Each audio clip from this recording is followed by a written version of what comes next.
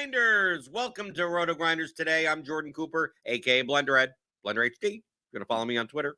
It's Wednesday, December 13th. We'll be taking a first look at the main Sunday, Week 15 NFL slate on DraftKings and FanDuel. Hit that thumbs up button on your way in the door. Give me those thumbs. Hit the subscribe button. Hit the notification bell to know when we go live. We got a big NBA slate today. They're running a 888 Mega 8s, whatever. I got one ticket into that, so it'll be like the first time this year I'm playing NBA DFS. Got to use the ticket. Got to use the RotoGrinders content, right? Got to use the projections here, so click on that link in the description. Get $10 off your first month of RotoGrinders Premium. But joining me today for a first look on the Week 15 slate, the purveyor of the Blitz projections, which I do use, CARTY, especially for my prop betting. Been going pretty well this year.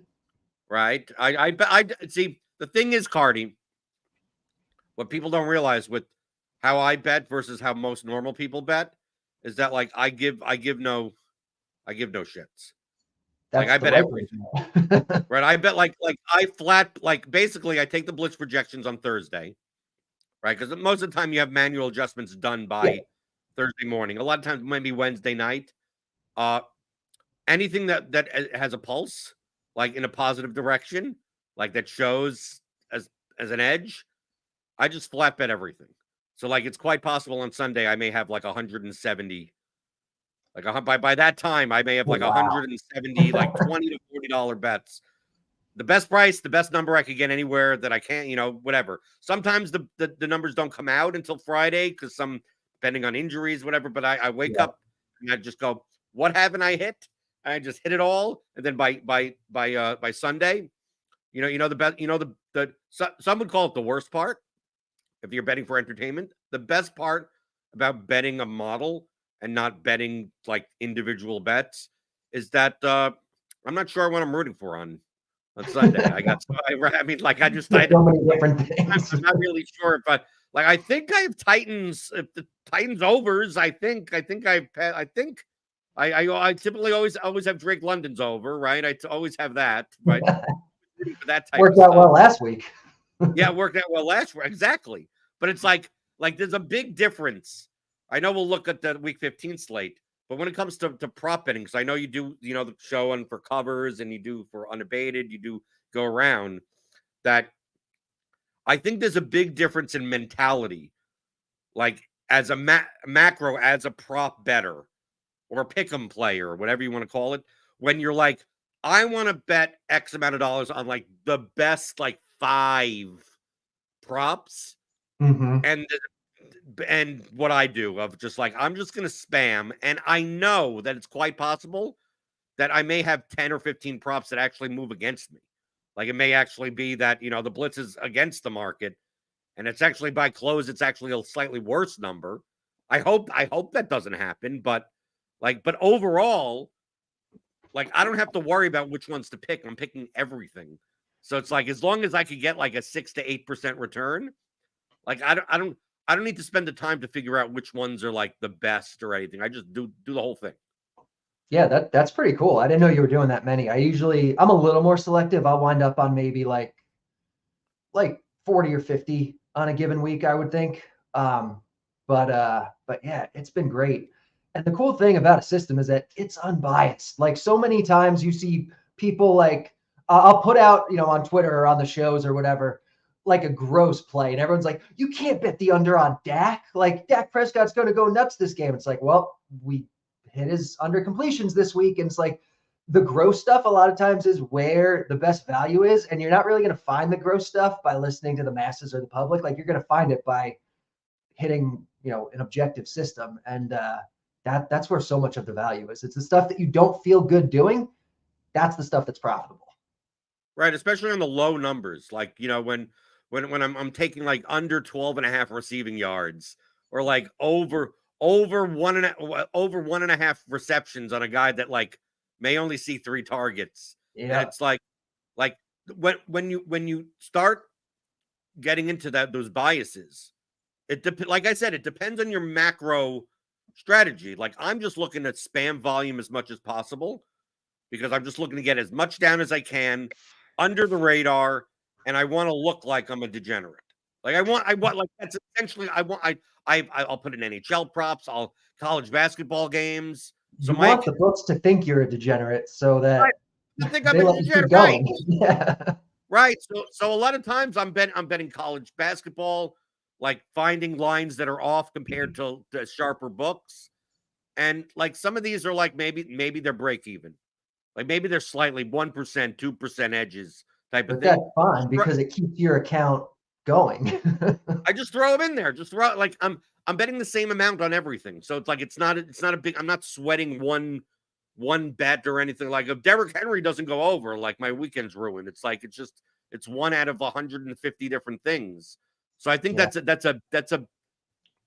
I think that's very important because I've found that in doing props and pick'em content that so many people like they want the like what are your best 3 picks?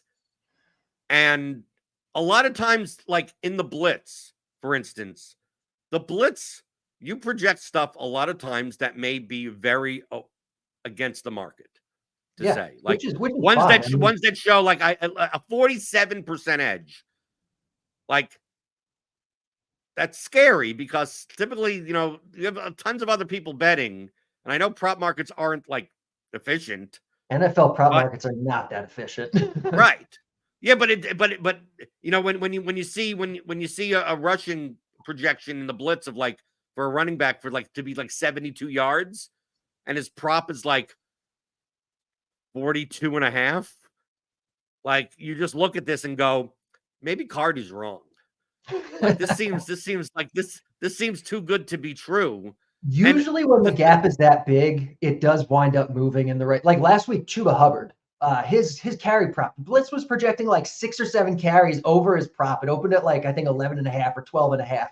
I think it wound up closing at 14 or 15 at most books. But like when you see those, usually they will kind of move in that direction. But yeah, like prop markets are not that efficient, especially when we're talking about like marquee players. It may move against the blitz, and the blitz is right about it. It's just like the public is like too biased towards one thing. I feel like NFL props have so much bad money going into it, like so much square money, that the closing line value isn't as indicative as it is for like baseball, where like a higher percentage of the money is sharper. right. But also I don't have to worry as much about it when when every bet represents like a 0.5% of what I'm Yeah, putting down in exactly. volume. So like, yes, I'm not maximizing my return by figuring out which ones are the best and putting more down, but it's also less amount of time.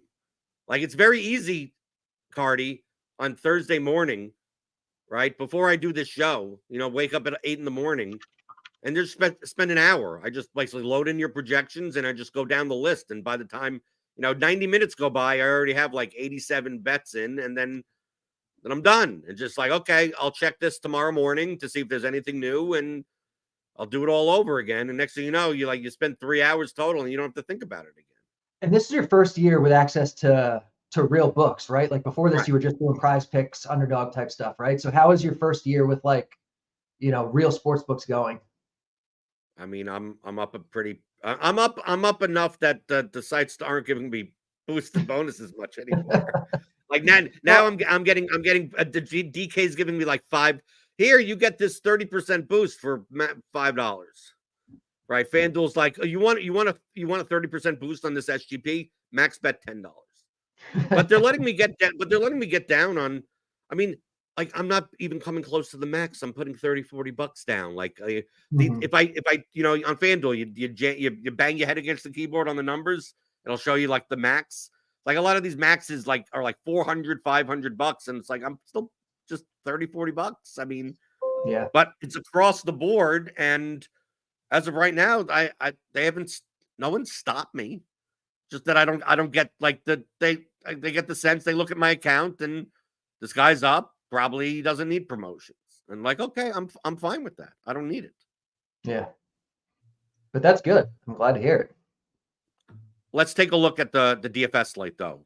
On Sunday, we have a Thursday game. We have 3 Saturday games Yes, and a we do. Monday game, which leaves the slate at 10 games total.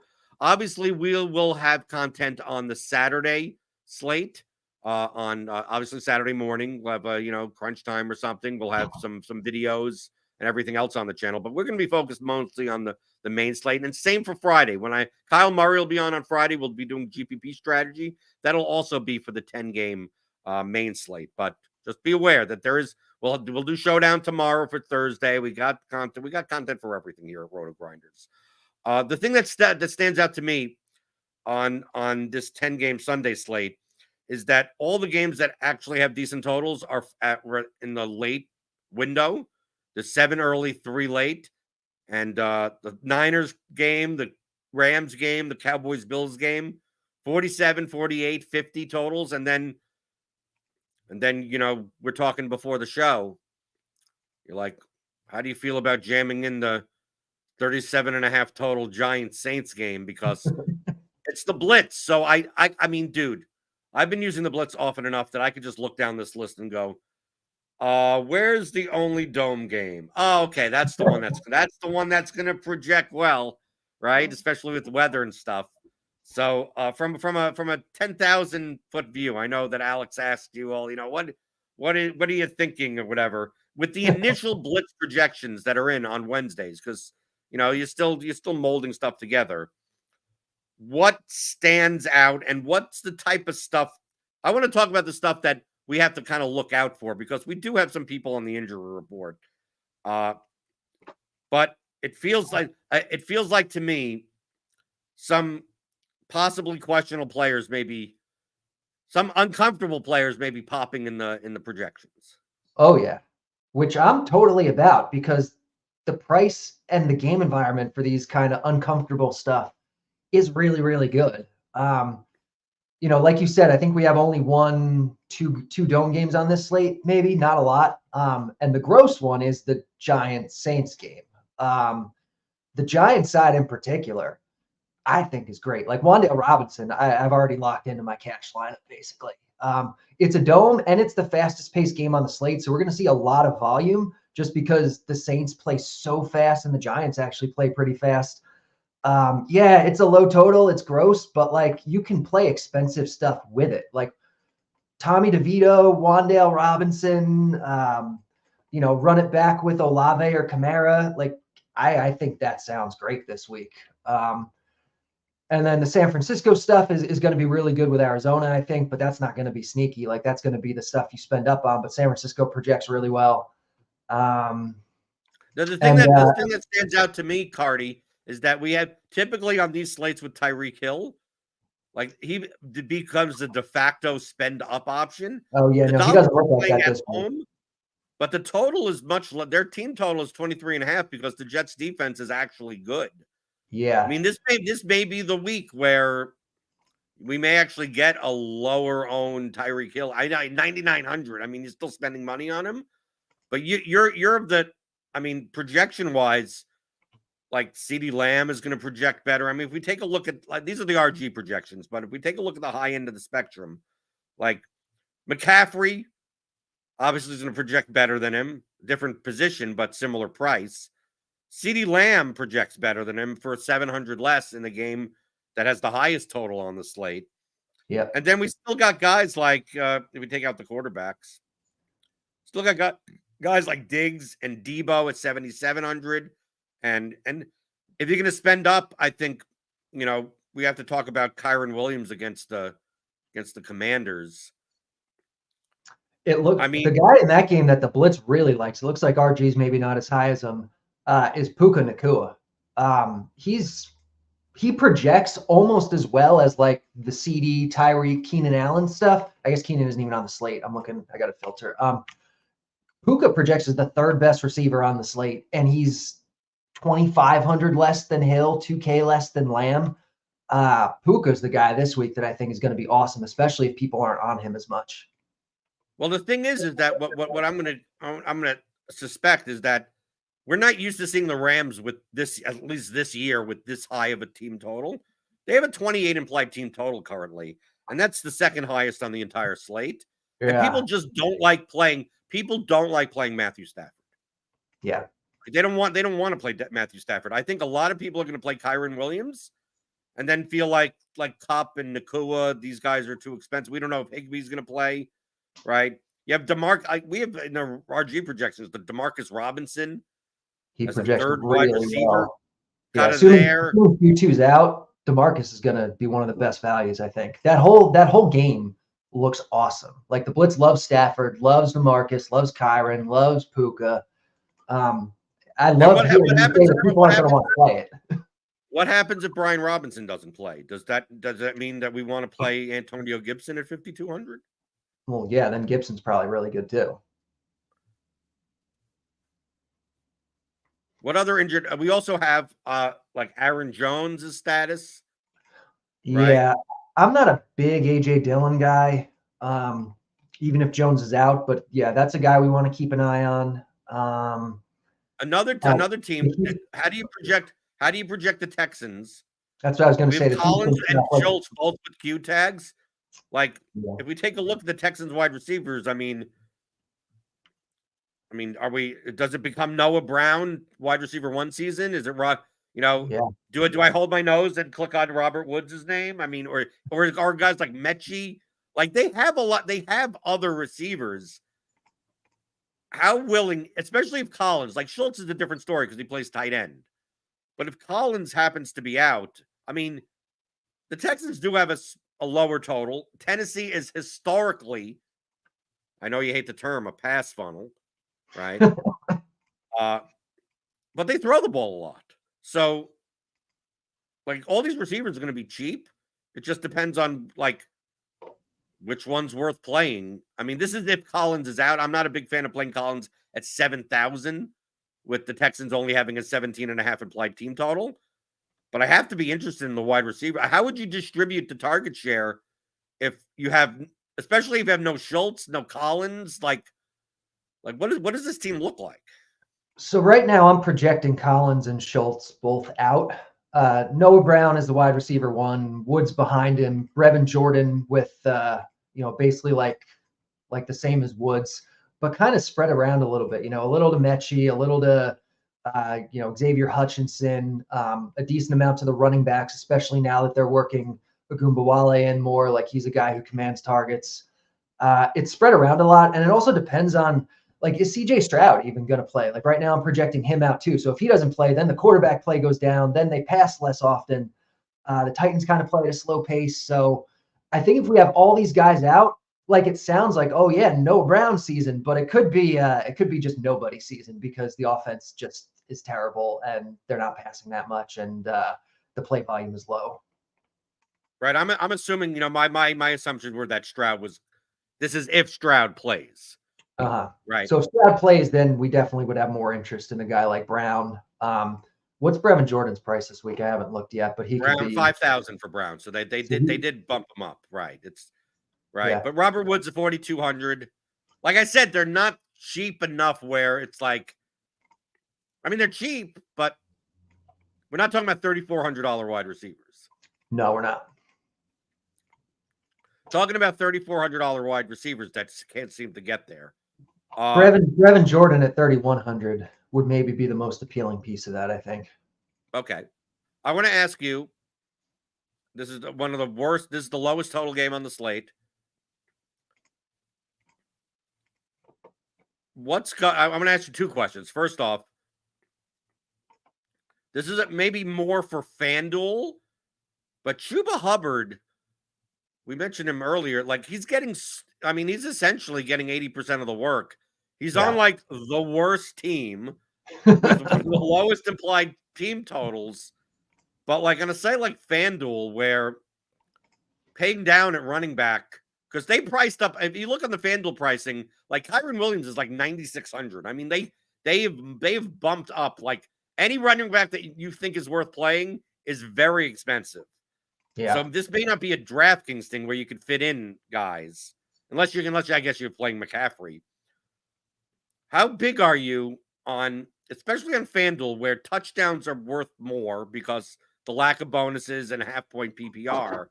I mean, yeah, he gets the volume, but are the Panthers going to score or going to be in positions to score touchdowns? I mean, this feels gross, but I'm going to assume I'm not looking at the blitz projections currently. I'm looking at the RG projections. I wouldn't be shocked if I were to guess that you're projecting Hubbard higher than RotoGrinders is. Yeah. That's a DK projection? Yeah. So the Yeah. blitz right now is about 2 points higher than that, which makes Chuba one of the better running backs on the slate. If you look at the blitz's smash percentage, there's kind of like 5 guys that kind of separate themselves, and he's one of them. Like, it's gross, but like you said, he's getting all the work. He's going to get, targets are going to be there too. His routes went up last week. I think we can believe this is kind of sticky because, it's 2 weeks now with Frank Reich gone, and Thomas Brown has just said, "Hey, you're our guy. We don't care about Miles Sanders anymore." He's going to be cheap. I would imagine he's going to be too gross for some people in GPP, so he's going to have lower ownership. Like, I like Hubbard a lot, I think. Then the other guy in the Panthers. How the hell do you project Jonathan Mingo? Because it feels like Jonathan Mingo. I played him last. So I played a bunch of him this past week. I did too. Yeah. The underlying metrics of opportunity show that he probably should score more fantasy points. But then you look at the underlying metrics, and when it comes to like efficiency, and he's just like, this guy's bad. Like this, like the quarterback is bad and the receiver is bad.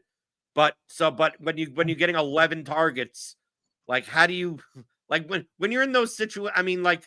Dude, it's not like he's getting even 2-yard targets. He's getting decent looks. It's just that Bryce Young can't complete a pass, and the Panthers can't seem to do anything. But I still take a look at his. I'm a target whore. Oh yeah, CARTY. Right? I love finding the guys that gets a lot of targets, and hopefully they turn into something. Am I going to go down the well with Jonathan Mingo this week on a bad Panthers team and end up getting 3 fantasy points? It's certainly possible. The blitz doesn't like him quite as much as it did last week, but the way you project it really is, kind of organically the same as anything else. Like right now, the blitz has Bryce Young as the worst quarterback on the slate. It has Jonathan Mingo out of 160 wide receivers as the 4th worst of anyone projected to get a target by the blitz this week. Like, it doesn't think they're good by any stretch of the imagination. But volume does matter. Last week, what did he have? Like, what'd you say? Like 11 targets last week, or 9 targets, right, or something? Yeah, he only had 2 I think he only had 2 catches. 2 catches, which is like a 22% catch rate, which nobody is that bad. Like, you have to project him for more than that. You have to project him for, closer to at least like 50. No, you know who's worse? No, you know who's worse than that? Zay Jones, who got 14 targets and only had like, I think, 3 catches. So yeah, like if the volume is there, you have to project better production than he's been getting. That said, I'm definitely not as high on him this week as I was last week. I'm looking at his projection now. It's not that good. A team that's popping a little bit. I'm looking at the whole point of this is I'm looking at the RG initial projections, and I want to compare them to what you're seeing with the blitz. But is Joe Flacco the real deal? Are we trusting the Browns young now? Kid comes out of nowhere, looks really good. Like, you have a lot to dream on here with Joe Flacco. Like, no, he's Joe Flacco. Give me a break. But we have Amari Cooper and David Njoku. Yeah. These projections. The Browns are at home. They're favored by 3.5 against the Bears. I don't think that's that great of a matchup. I don't think this is that great of a game. But I can't ignore the fact that we're seeing positive RGV values. In our projections. Are you a bit lower on the Browns? I haven't seen where RG is on them yet. It kind of sees the Browns as like just kind of there. Like, they don't project well, they don't project terribly. They just project like they're there. Great, insightful analysis. No, I think people know what I mean by that. No, like, they're not great, they're not terrible. they're fine. It's a medium paced game. It's a team that's going to run a little bit. It's a quarterback who's definitely in the bottom quartile, if we're being generous, of quarterbacks. Like, he's got some guys to throw to. Prices are in the middle. Like, they're just there.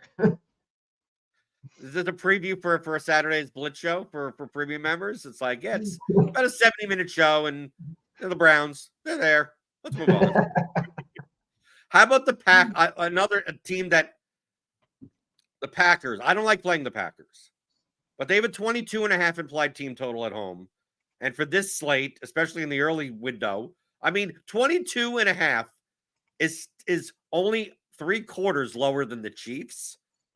It's only what, a 1.5 lower than the Cowboys. I mean, we're not talking like 22.5 is a decent total for this slate. Why shouldn't I be playing stuff like, especially if Aaron Jones is out? Why shouldn't I be playing like Jordan Love, Jaden Reed? Jaden Reed's 4,900. I mean, I'm not saying that. I mean, is Christian Watts? I mean, I'm assuming Christian Watson's out. He's not in these projections. Yeah, I mean, the Packers seem to be cheap. Like, why can't I play if Aaron Jones is out? Why can't I? AJ Dillon's 5,300 and he does catch passes out of the backfield. Why can't they just do a Love, Dillon, Reed lineup? And if you wanted to throw in, Romeo Dobbs, you got Tucker Kraft there at 3K. I mean, I don't know how much he's worth, but I mean, this, to me, you mentioned Tommy DeVito's stacks as being the vomit stacks. It's like, dude, the Packers have a full touchdown higher implied total, and the prices are about similar.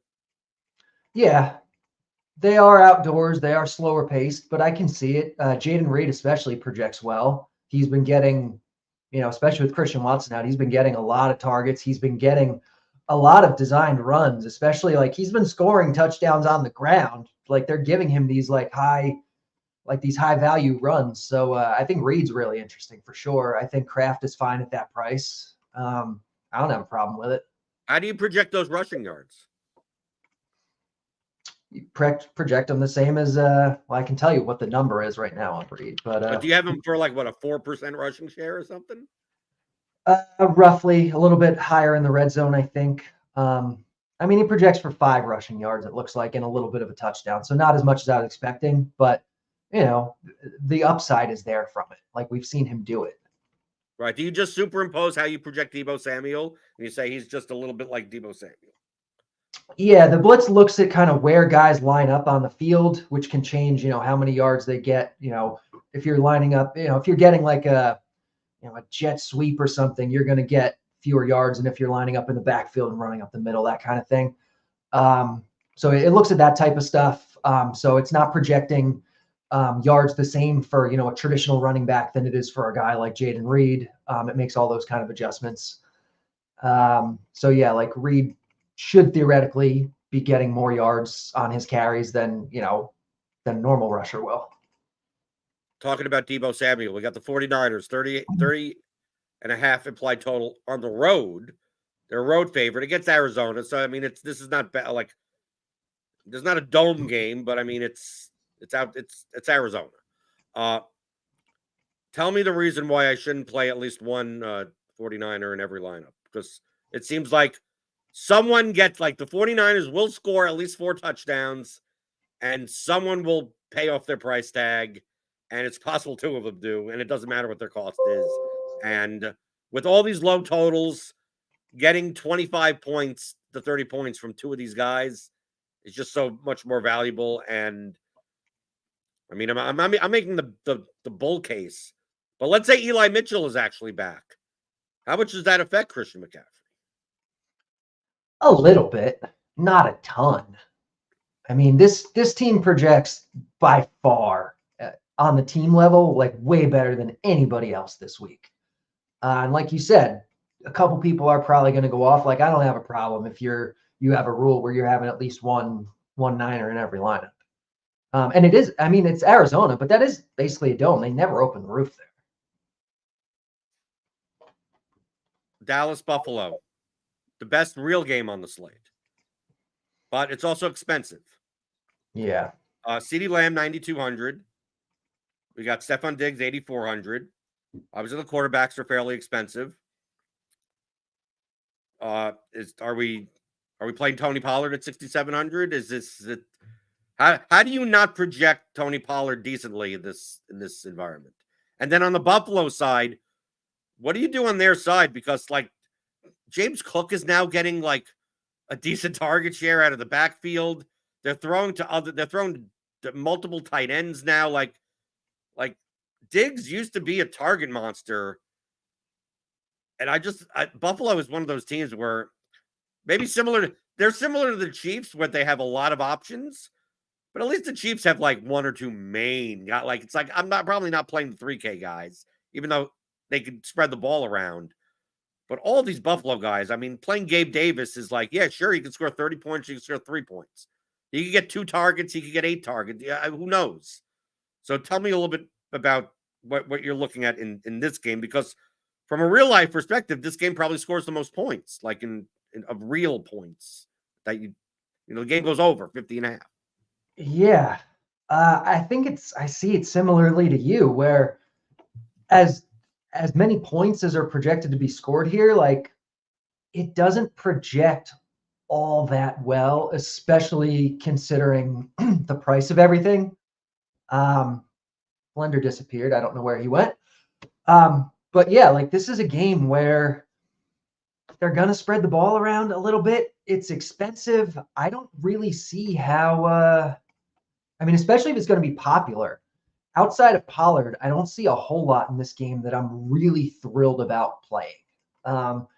If somehow it winds up going under the radar, if this is kind of, the read that every analyst gives this week and then people kind of come off it, then yeah, maybe you wind up, spending up to be different, and you stack it a little bit. But for me, I don't know. I'd much rather, if I'm spending up on something, I'd much rather spend up on San Francisco stuff than I would on Buffalo stuff.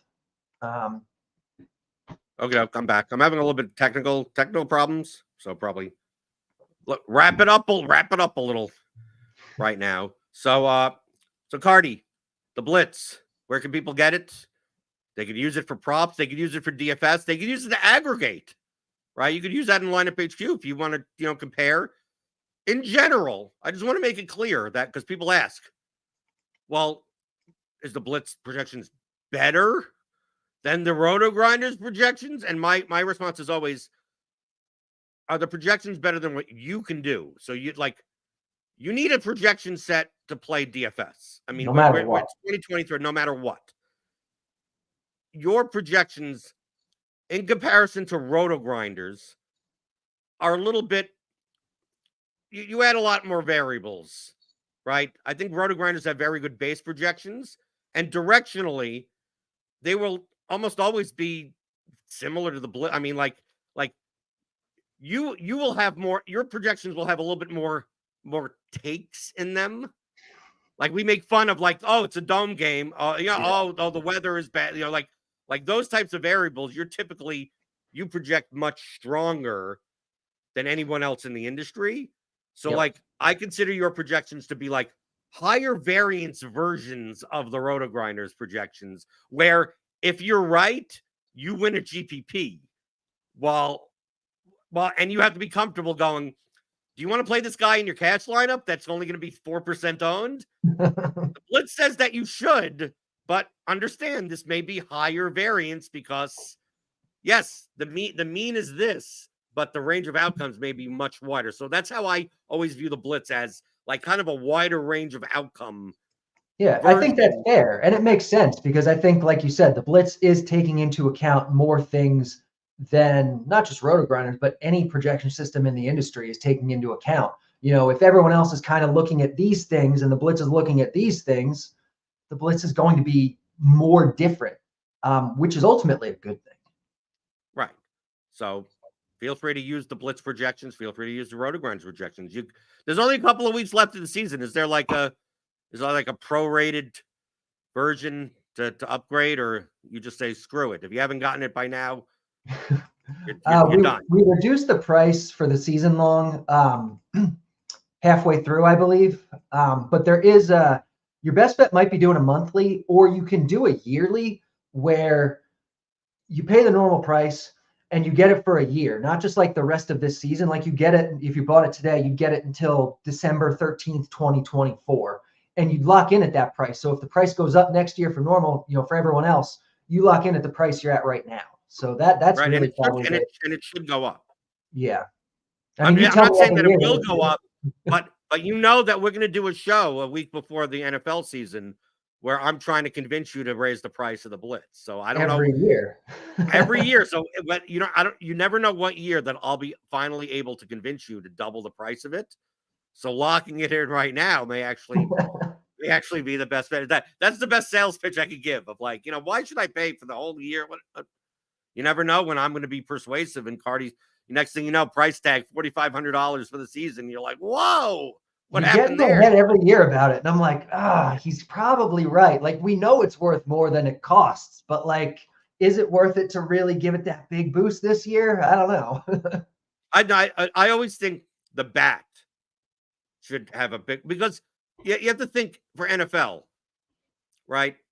You got 18 main slates, right? 18 weeks. You got Thanksgiving, you got showdown stuff. So like in total, if you were to use it like every week, even for the Island Showdown slates, we're talking about what? Less than 100 total slates? Probably around there. Yeah, and then baseball, that's like 200 slates, right? You're doing that every day. It's like, so like to me, I view like the bat, lock in your price for the bat. I'm going to persuade CARTY I'm going to persuade you to raise the price of the bat, if anything, right? Yeah, it's too cheap. It is. I realize it. Okay, so I'll be back tomorrow. We'll be talking about the showdown slate, Thursday night football. Friday, Kyle Murray will be on. GPP strategy for NFL main slate. We got tons of stuff this week. I'll be on MMA Crunch Time on Saturday also. We got a UFC pay-per-view card. We got a big NBA slate tonight. Tune into Grinders Live and Crunch Time later today. Swolecast, right? The real first look. We're technically the first look here on. No, I think Food for Thought is actually the first. Swolecast is the first look show of the week, which is obviously not, but you can tune into that on their channel. And CARTY, you have the Blitz show on Saturdays as well. Saturday. But that's only for RotoGrinders premium members.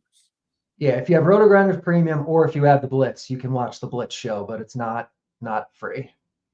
It's not that you have no problem charging. Well, it's part of the package. Right? Part of the package, right? And the Blitz channel in the Discord. Yeah. Yep. Right? Full access to me. Anytime you have a question, I'm always happy to answer them. I hang out in there and talk to the regular users. It's a great resource. So check that out. Click the like button on your way out the door. Hit that thumb. Hit the subscribe button. Hit the notification bell to know when I go live. Every morning, Monday through Friday, 11 o'clock Eastern. Talking about all things you're thinking about in daily fantasy, props, and pick'em on RotoGrinders Today.